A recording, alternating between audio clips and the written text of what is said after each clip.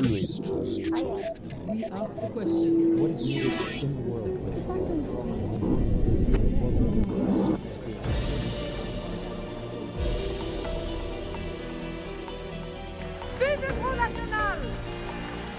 The news became public only a few days ago. French authorities asking the European Parliament to lift the immunity of far-right leader Marine Le Pen so she can be prosecuted for inciting racial hatred. In 2010, the National Front president likened Muslim street prayers in France to the Nazi occupation, sparking widespread condemnation. Many Muslim leaders have blamed Marine Le Pen's fiery rhetoric on Islam and immigration for the alarming rise in Islamic intolerance and xenophobia in France. But she insists she's neither racist nor xenophobic, but simply a patriot. And it's a discourse that's increasingly appealing to many French, especially during these tough economic times. High unemployment, factory closures, rising food prices has given unexpected credibility to Le Pen's anti-Europe, anti-immigration stance. And her efforts to revamp the National Front's previously overtly racist and fascist image has also led to a surge in public support. Marine Le Pen won 18% of the vote in the first round of France's presidential election in April, the party's highest ever score. Talk to Al Jazeera sat down with Marine Le Pen at the European Parliament in Strasbourg, where she's serving her second term as member of the European Parliament.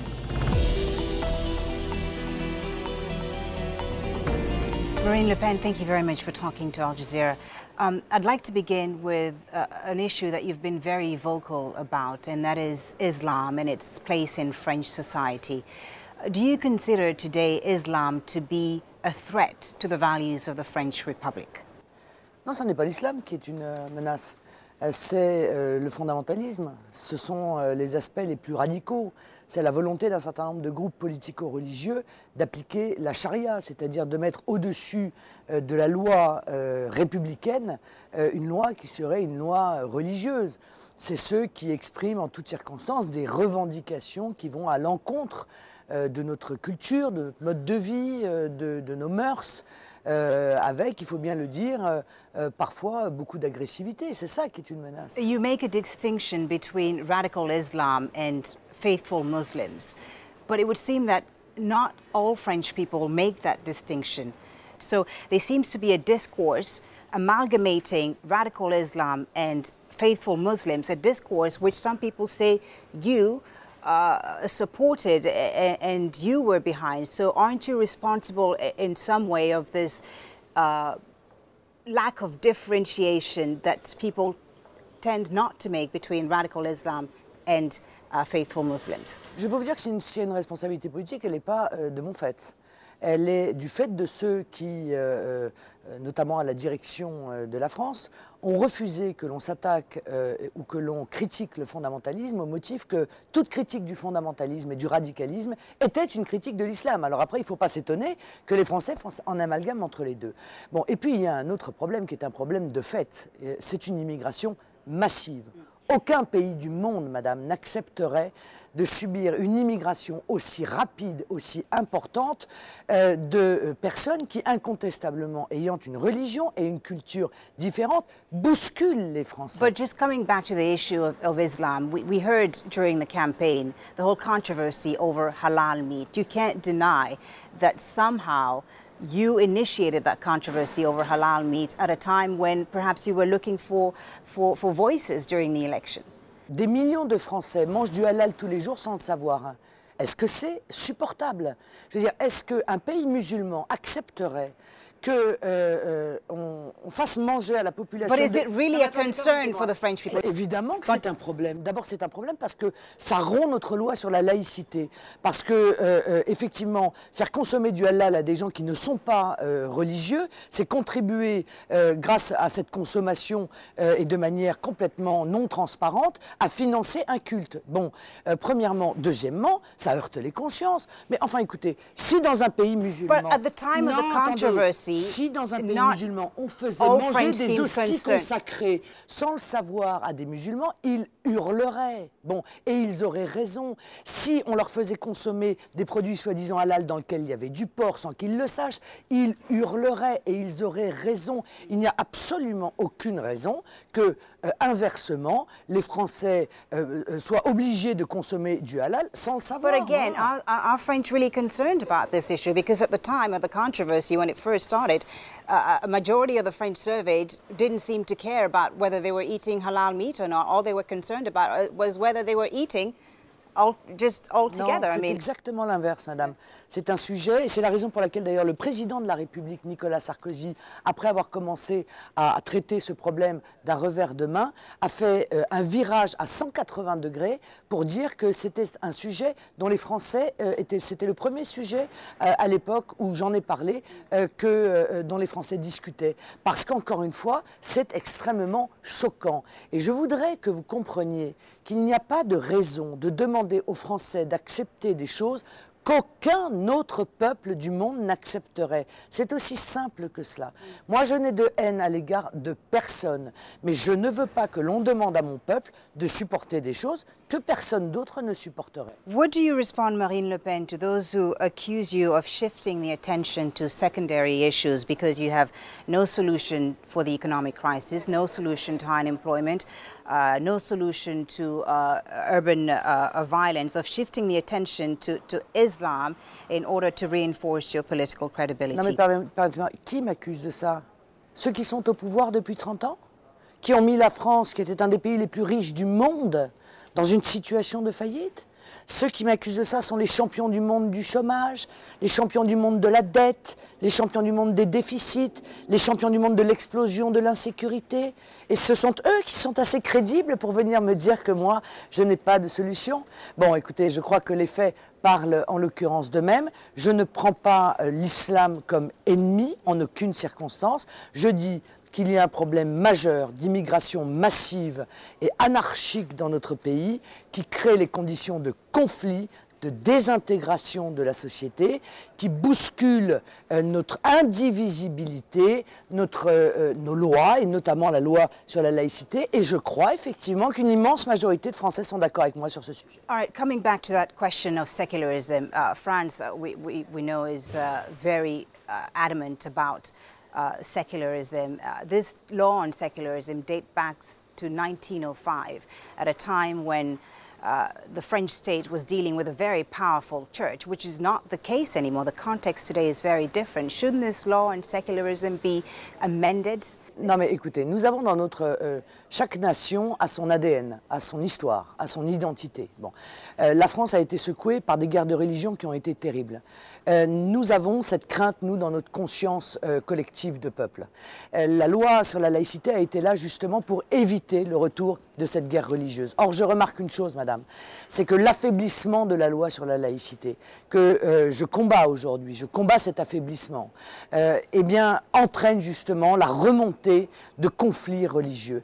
Et c'est bien pour cela que je veux que la loi de 1905 soit à nouveau appliquée avec toute sa rigueur, notamment sur le non-financement des lieux de culte, quels qu'ils soient, parce que je pense que c'est un élément qui n'a pas été créé pour ça. Yeah, but some Muslims feel that this law is being used to target them specifically. Madame, la France est un pays de culture gréco-latine et de civilisation chrétienne. Voilà. Et ceci détermine tout notre mode de vie. Ça détermine notre calendrier. Ça détermine la manière que nous avons de nous comporter avec les autres. Ça détermine les rapports entre les hommes et les femmes. Bon, par conséquent, qu'il y ait une réticence, une résistance à ce que cette culture se voit imposer ou faire face à des réclamations qui sont divergentes, rien n'est plus naturel que cela, madame. Et ce serait la même chose, encore une fois, à l'inverse. Si demain, il y avait dans un certain nombre de pays musulmans des réclamations systématiques de la part de l'Église catholique pour obtenir ceci, obtenir cela, ne pas être soumis à telle ou telle loi, évidemment, il y aurait une réticence de la part des pays musulmans. France bans the wearing of conspicuous religious symbols in public schools, the full face veil in public, we know. But you, Marine Le Pen, a few months ago said you wanted to go even further and ban Muslim headscarves and the Jewish kippah in public. Is that what secularism is also? The eradication of all religious expressions? Je pense qu'il est nécessaire que la loi de 1905 revienne dans toute sa force et sa fermeté. Or, il est incontestable que la loi de 2004 qui interdit les signes ostensibles à l'école et qui donc interdit le voile et la kippa, et qui existe, qui n'a été contestée d'ailleurs par personne. Moi, je réclame que cette loi... Je réclame pour que tout le monde comprenne que cette loi soit élargie à l'ensemble de l'espace public. Et là encore, les Français, d'après les études d'opinion, le réclament avec moi. But as recently as April, you said that secularism isn't about forbidding wearing religious clothing or religious signs. So you've changed your mind then. Parce que dans votre esprit, un religieux est quelqu'un qui a une religion. Dans la langue française, le religieux, c'est par exemple le prêtre, le rabbin, l'imam.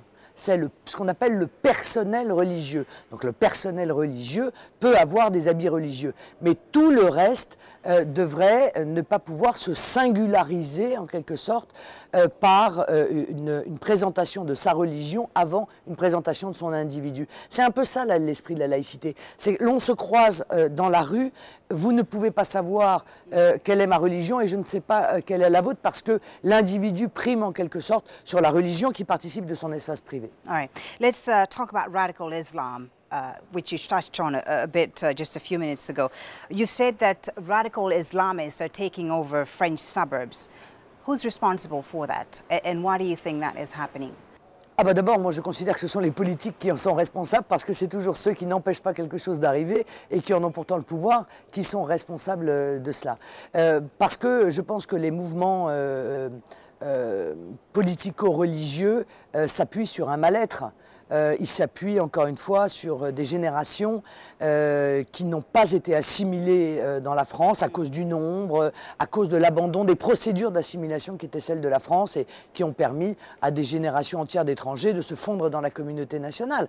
Et donc ils se servent de ce mal-être pour recruter en quelque sorte. But how widespread really is radical Islam in France? Isn't it an overstatement to say that it's highly widespread in the suburbs? Because the Salafists who are said to practice the pure Islam are between 10 and 15,000. So isn't it an over-exaggeration to say that radical Islam is highly present in French suburbs? C'est une bonne question. C'est à eux de la poser. Ce qui est une certitude, c'est que les comportements se radicalisent, madame. Voilà.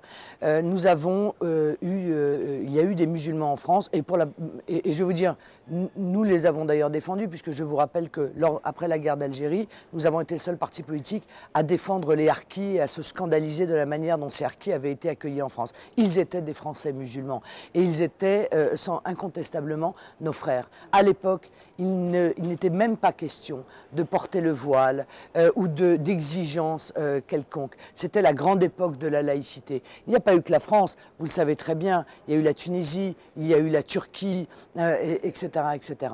Or aujourd'hui, c'est vrai que par le nombre très important et très rapide, ces exigences sont de plus en plus fortes. Je vous rappelle tout de même que je me suis élevé contre les prières de rue et on me l'a reproché au même moment où l'Algérie elle-même interdisait les prières de rue. Donc il y a un moment, il ne faut pas non plus être de mauvaise foi. Je pense que ceux qui sont de bonne foi savent que les exigences que je porte sont tout à fait légitimes. Et je vous rappelle une phrase qui fait la paix des peuples et notamment des migrations. À Rome, fait comme les Romains. Voilà. Which brings us to Qatar, which you've talked about a great lot recently. Qatar and France have set up a joint investment fund of about $380 million to invest in French suburbs. Now, you accuse the Emir of Qatar, Marine Le Pen, of financing what you call Islamic fundamentalism. Can you elaborate? Bah, écoutez, très clairement, je veux dire, je crois que le Qatar a financé et finance encore et arme et contribue à armer des mouvements djihadistes, comme ça a été le cas en Libye, comme c'est encore le cas en Syrie. Je pense que le Qatar a un comportement extrêmement ambigu. When Qatar invests in French companies, there doesn't seem to be a controversy, but when they invest in the French suburbs, there's a lot of noise about that. Why? Il devrait y avoir autant de bois. Je suis un défenseur absolu, intégriste de notre liberté et de notre indépendance. Je ne veux pas qu'un pays étranger, qu'un fonds souverain étranger prennent possession de nos grandes entreprises stratégiques, investissent dans nos banlieues au risque d'y exprimer une influence différente de celle de la France. Mais encore une fois, madame, tous ceux qui sont attachés à leur identité, à leur nation dans le monde me comprendront et personne n'accepterait l'inverse. Why is it Qatar invests more in Great Britain than in France? They invested the equivalent of $20 billion in Great Britain over the last 2 years. Why is there no such controversy in Great Britain? Vous croyez que la Grande-Bretagne, c'est un exemple ? Vous avez vu les conséquences du multiculturalisme en Grande-Bretagne, vous avez vu les conflits qui existent, vous avez vu les discours de haine qui se répandent. Mais moi, je ne veux pas ça pour la France, justement. Je regarde ce qui se passe et je ne veux pas ça. Je pense qu'en France, il faut qu'il y ait encore une fois une cohérence, que moi, je suis pour la diversité des pays. Je défends les cultures de tous les pays. Je défends le droit de tous les pays à défendre sa culture, son identité. Mais je veux aussi qu'on me laisse la liberté de le faire pour la France. Je veux que la France reste la France avec ses lois, ses codes, ses mœurs, ses modes de vie et pas les lois, les codes, les mœurs, les modes de vie d'un autre pays. But voilà. Qatar investing in French companies is also beneficial to the French economy, especially at a time of crisis right now. Oui, What bothers you? Is it the fact that it's a Muslim country or oui, mais madame, is it something oui, mais else? madame, c'est ça le choix difficile qu'il y a à faire quand on est attaché à la liberté et à l'indépendance de son pays.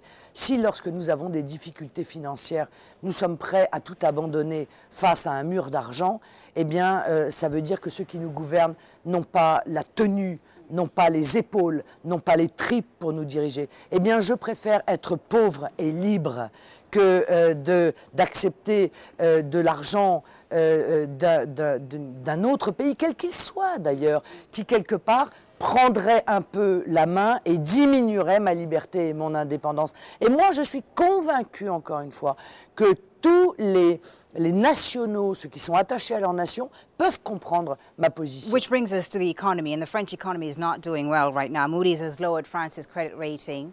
And the British weekly The Economist was headlining recently that France is Europe's time bomb, painting a very bleak future for the French economy, saying that France risks knowing the same fate as Greece. Do you think it's provocation, as some politicians have said, or is France really facing a bleak future today economically? Non, c'est la vérité. Sauf que la France n'est pas plus responsable de cette situation, enfin, n'a pas toutes les responsabilités sur son dos, pas plus que la Grèce, le Portugal, l'Italie et l'Espagne. C'est le système économique qui a été construit et imposé par l'Union européenne qui est à l'origine, qui est le responsable de l'effondrement de nos pays. C'est la monnaie unique qui est le responsable de l'effondrement de nos pays. Et c'est la raison pour laquelle je plaide pour le retour aux monnaies nationales. You want France to exit the euro? Non, je pense que tous les pays doivent retrouver leur indépendance. Je pense que l'Union européenne s'est transformée en Union soviétique européenne. But how do you do that? How do all countries go back to their national currency? It would be a nightmare, an institutional nightmare for Europe, wouldn't it?